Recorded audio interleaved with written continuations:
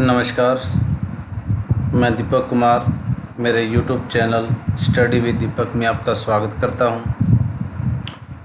आज के इस वीडियो के अंदर हमारी जो +1 की हिस्ट्री की जो बुक है उसका चैप्टर नंबर 3 3 महाद्वीपों में फैला हुआ साम्राज्य है, उसका ये लेक्चर नंबर 1 है। तो ऑलरेडी हमने जो 2 चैप्टर हमारे कंप्लीट है वो हो चुके हैं और आज ये तीसरा जो चैप्टर है हमारा उसके अंदर हमारा ख़ास करके इस चैप्टर के माध्यम के द्वारा हम जो रोमन साम्राज्य है, इटली यूनान के बारे में, यूरोप के अंदर प्रेजेंट उस समय काल के बारे में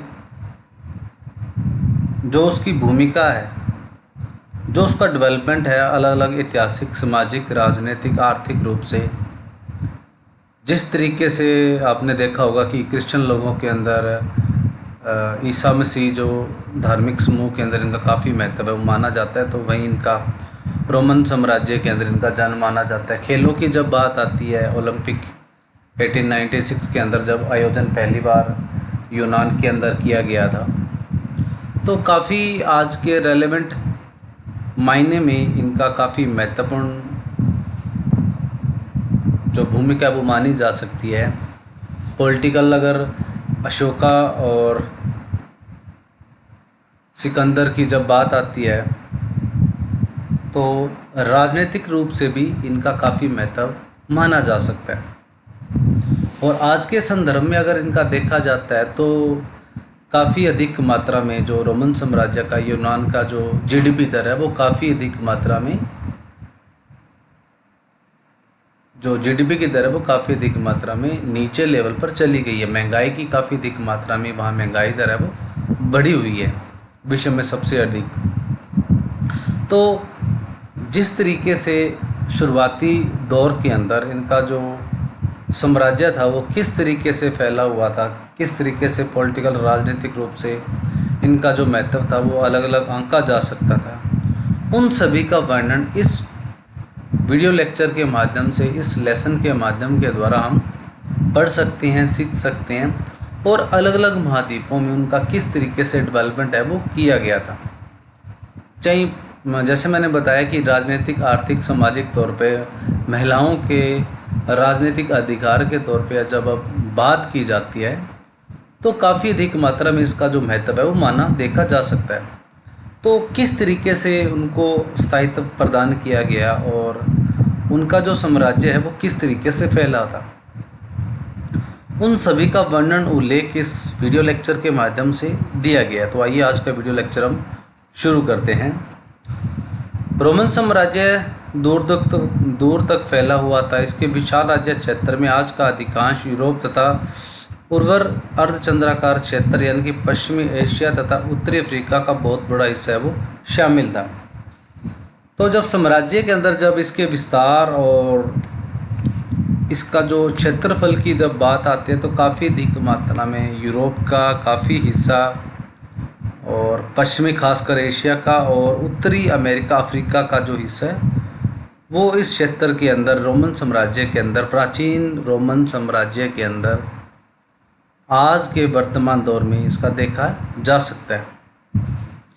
इस अध्याय में हम देखने का यह प्रयत्न करेंगे कि इस साम्राज्य का गठन कैसे हुआ, किन किन राजनीतिक ताकतों ने इसके भाग्य को बनाया, संवारा, उस साम्राज्य के लोग किन किन सामाजिक समूह में विभाजित थे। अब जिस तरीके से इसका जो डेवलपमेंट है वो किया गया था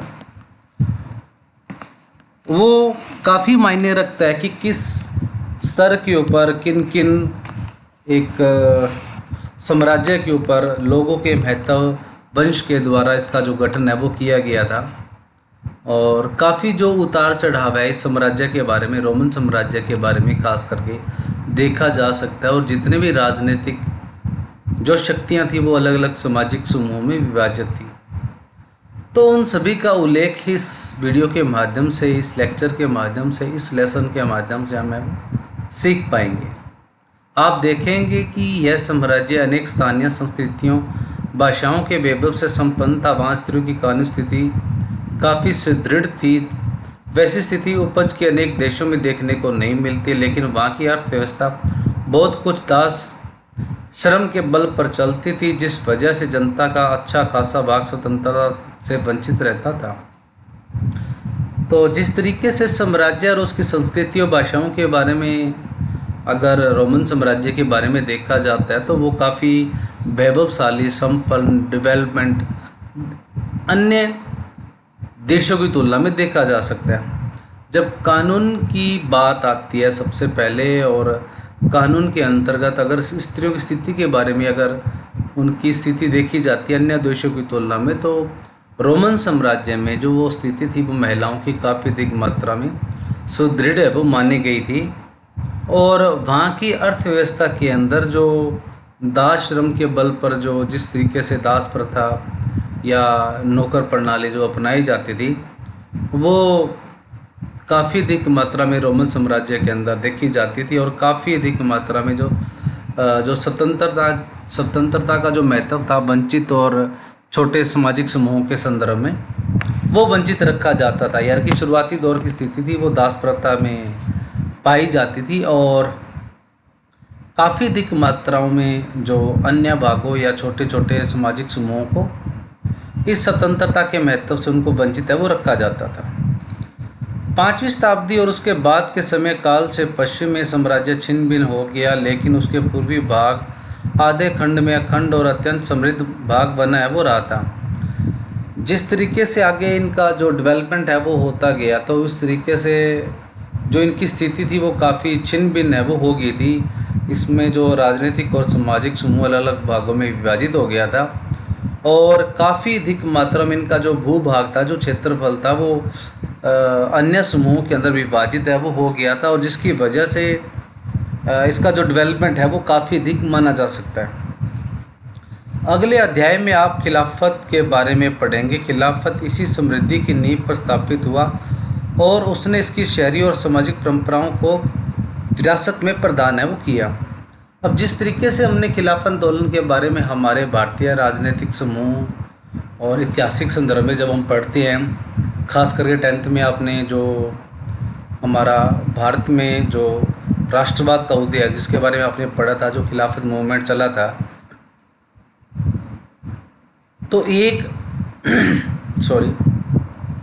एक वर्ग विशेष या जाति समूह के द्वारा किसी दूसरे पक्ष में जो खिलाफत मूवमेंट है वो चलाया जाता है। जैसे जिस तरीके से भारत में मुसलमान लोगों ने, मुस्लिम समुदाय के लोगों के द्वारा खिलाफत मूवमेंट है वो अंग्रेज़ों के ख़िलाफ़ है वो चलाया गया। तो इस तरीके से ये जो खिलाफत मूवमेंट है सबसे पहले यूरोप के यूनान के अंदर साम्राज्य के अंदर देखा जा सकता है, जिसके अंदर काफ़ी अधिक मात्राओं में जो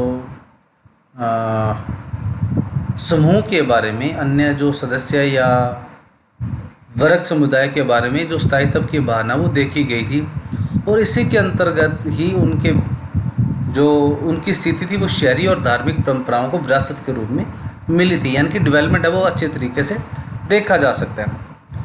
रोमन के इतिहास के पास स्रोत सामग्री का विशाल भंडार था। जब इनके अन्य स्रोतों के बारे में बात की जाती है तो काफ़ी अधिक रोमन साम्राज्य के बारे में जो संसाधन या जो कच्चे पदार्थ है वो जो रॉ मटेरियल है वो काफ़ी अधिक संपूर्ण मात्रा में रहा था। इस संपूर्ण स्रोत सामग्री को 3 वर्गों में विभाजित है वो किया जा सकता है: पाठ्य सामग्री, प्रलेख या दस्तावेज तथा भौतिक अवशेष। तो इस स्रोत के माध्यम के हम 3 पार्ट में इसको डिवाइड कर सकते हैं, जिसमें पहली पाठ्य सामग्री, दूसरी दस्तावेज जो डॉक्यूमेंट है, और तीसरी भौतिक अवशेष के बारे में जाना जा सकता है। पाठ्य स्रोतों में शामिल है समकालीन व्यक्तियों द्वारा लिखा गया उस काल का इतिहास जिसे वर्ष वृत्तांत कहा जाता है, क्योंकि ये वर्ष वृत्तांत प्रतिवर्ष लिखे जाते थे। पत्र, व्याख्यान, प्रवचन, कानून है आदि। यानी कि जिस तरीके से जो इतिहासकार थे वो अपने समय काल की सूचना और उनके वर्णन विश्लेषण के बारे में अपने ग्रंथों के माध्यम से, बुक के बारे में, उनके पत्र व्यवहार के माध्यम के द्वारा, बुकों के द्वारा, प्रलेखों के माध्यम से एक स्थिति से दूसरी स्थिति तक अवगत है वो कराया जाता था। उसको इसके अंदर शामिल है वो किया जा सकता है पाठ्य सामग्री के अंदर, जिसको हम पढ़ने के बाद उसको एनालाइज है वो कर सकते हैं। दस्तावेजी स्रोतों मुख्य रूप से उत्कीर्ण अभिलेखों, पेपायरस पेड़ के पत्तों पर लिखी गई थी पांडुलिपियों के रूप में मिलते थे। यानी कि पांडुलिपियाँ जो हाथ से पेड़ों के पत्तों के माध्यम के द्वारा जब कागज़ का आविष्कार है वो नहीं हुआ था, उनके ऊपर उनका वर्णन है वो किया जाता था। उत्कीर्ण अभिलेख आमतौर पर पत्थर की शिलाओं पर खोदे जाते थे, इसलिए वे नष्ट नहीं हुए और बहुत बड़ी मात्रा में यूनानी और लतीनी में पाए गए थे। जिस तरीके से पत्थर के ऊपर जो आमतौर पर उनकी शिलाओं के ऊपर जो उनका वर्णन होता था, राजाओं के द्वारा उनका वर्णन वो किया जाता था, तो इस वजह से वो जो जितने भी अभिलेख थे वो काफ़ी अधिक मात्रा में अब नष्ट है वो नहीं हुए थे। जैसे पत्थर के ऊपर हम किसी चीज़ को अंकित है वो कर देते हैं, तो उसके माध्यम के द्वारा यूनानी और लैटिन भाषा के काफ़ी अधिक मात्रा में उसके जो प्रलेखों और पाठ्य सामग्री का हमें अध्ययन है वो मिलता है। पेपापायरस एक सरकंडा जैसा पौधा था जो मिस्र में नील नदी के किनारे उगाया जाता था और उसी से लेखन सामग्री तैयार है वो की जाती। पेपायरस के बारे में एक सरकंडे का जो पौधा होता था जिसके नील नदी के ऊपर इसको उगाया जाता था और उसी के माध्यम के द्वारा जो लेखन की प्रक्रिया थी वो उसी के ऊपर लिखी जाती थी।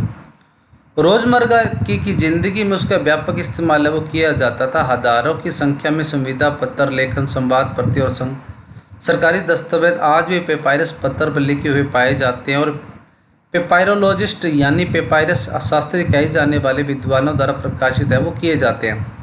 जिस तरीके से जो पेपायरस का जो पौधा या एक पेड़ का जो इस्तेमाल जो लेखन सामग्री के द्वारा किया जाता था, तो उसके माध्यम के द्वारा जो लिखने की जितनी भी प्रक्रियाएँ होती है वो लिखी हुई सामग्री उसी के ऊपर अंकित है वो की जाती थी और उसके द्वारा जो शास्त्रीय लोग जो उसको अंकित करते थे उन्हीं के द्वारा विद्वानों के द्वारा जो जितनी भी बातचीत होती थी वो उसके ऊपर अंकित है वो की जाती थी। भौतिक अवशेषों में अनेक प्रकार की चीज़ें शामिल थे जो मुख्य रूप से पुरातत्वियों को खुदाई और सर्वेक्षण आदि के जरिए अपनी खोज में मिलती थी, जैसे इमारतें, स्मारक और अन्य प्रकार की संरचनाएं, मिट्टी के बर्तन, सिक्के, पच्चीकारी का सामान, यहाँ तक कि संपूर्ण भू दृश्य जैसे हवाई छायांकन आदि। इनमें से प्रत्येक स्रोत हमें अतीत के बारे में एक प्रकार की जानकारी देते हैं, जिन जानकारियों को मिलाकर देखना अत्यंत उपयोगी हो सकता है, लेकिन कितनी अच्छी तरह से इतिहासकार इन स्रोतों के तथ्यों से अंतर संबंध बनाता है यह उसकी कुशलता पर निर्भर है वो करता है।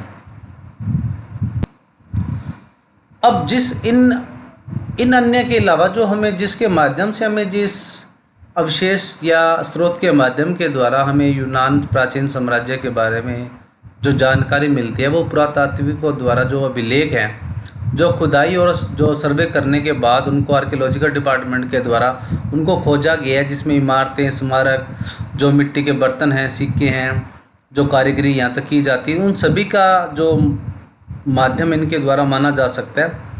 और इस प्रकार से जो ऐतिहासिक स्रोतों की यूनान की जो भाषा प्रणाली, सांस्कृतिक, सामाजिक, राजनीतिक काफ़ी जो स्रोत है उनका अध्ययन इन्हीं के द्वारा हमें जानकारी वो देखने को मिल सकती है।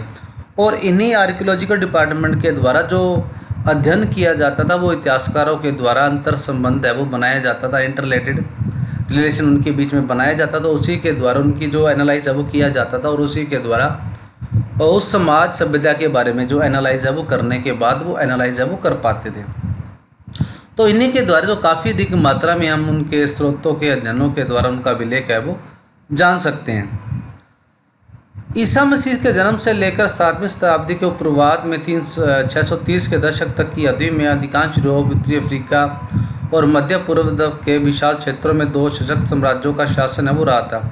अब जब इस समय काल के बारे में 601 ईस्वी से लेकर 600 शताब्दी तक जब बात की जाती है एशिया, यूरोप और अफ्रीका, मध्य यूरोप के आसपास के समय काल तक, तो मुख्य रूप से इसके बारे में 2 जो साम्राज्य, शक्तिशाली साम्राज्य का जो प्रभुत्व है वो जाना जा सकता है, जो अलग अलग समय काल के अंदर रोम और ईरान के इंटरलेटेड है वो पाए गए थे।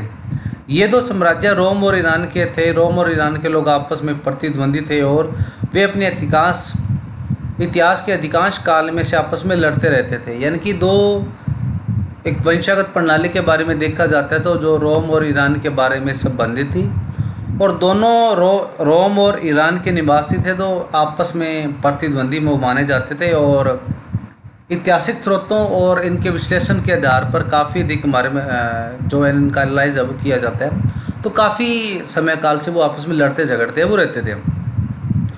उनके साम्राज्य एक दूसरे के बिल्कुल व्यास थे। उनकी भूमि की एक संकरी पट्टी जिनके किनारे फ्रात नदी बहा करती थी अलग करती थी। उनके संबंधित साम्राज्य के बारे में, ऐतिहासिक अध्ययन के बारे में जब पता चलता है तो वो बिल्कुल पास में थे, उनके साम्राज्य थे वो। और जो फ्रात नदी जो बहती थी प्राचीन ईरान के अंदर, उसके संकरी जो पट्टी, उसकी जो भूमि बनी हुई थी, उसके आसपास जो क्षेत्रफल था, उससे रिलेटेड इनको माना जा सकता है। इस अध्याय में हम रोमन के साम्राज्य के बारे में पढ़ेंगे, मगर कहीं कि प्रसंगवश रोम के प्रतिद्वंदी ईरान का भी उल्लेख है वो करेंगे।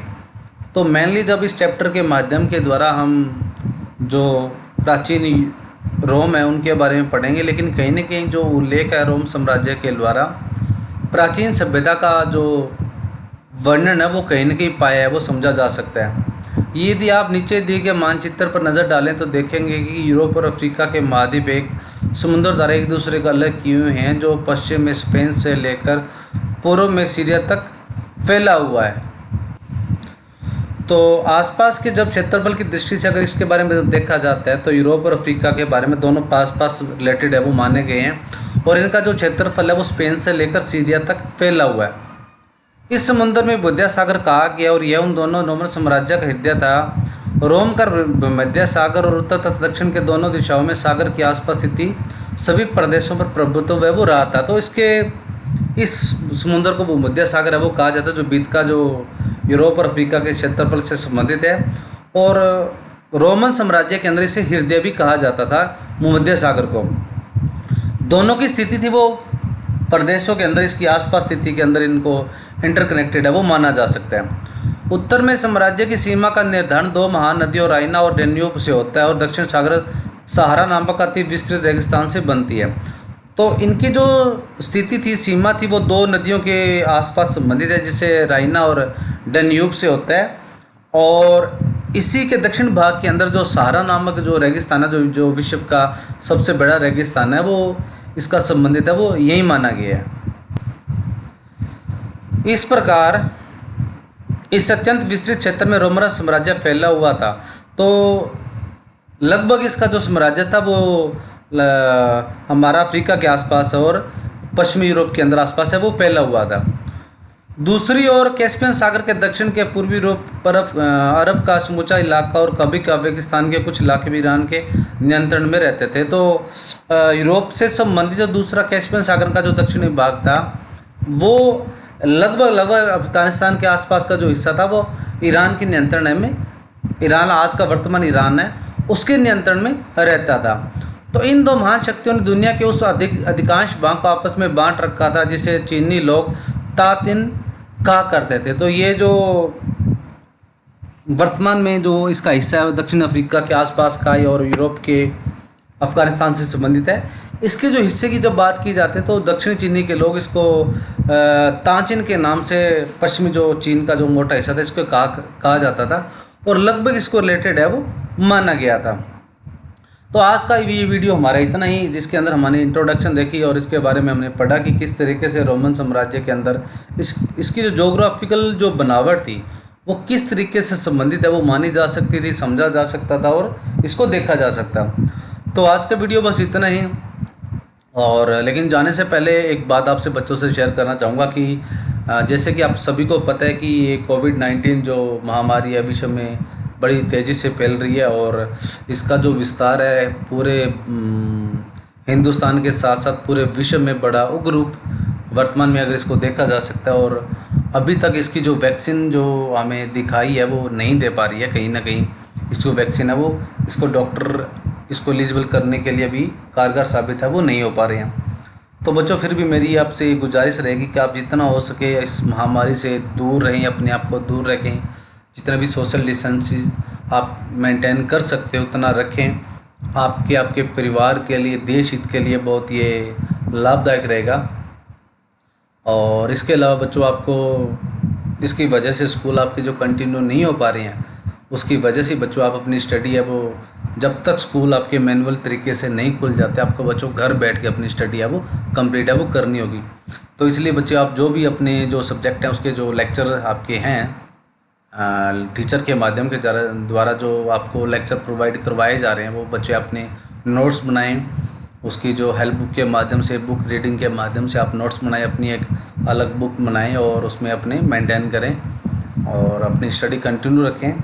और फिर भी अगर आपको कुछ डाउट होता है तो आप अपने टीचर से कांटेक्ट है वो कर सकते हैं। तो आज का वीडियो बस इतना ही। मिलते हैं अगले वीडियो में नए लेक्चर के साथ। तब तक stay home, stay safe and be positive.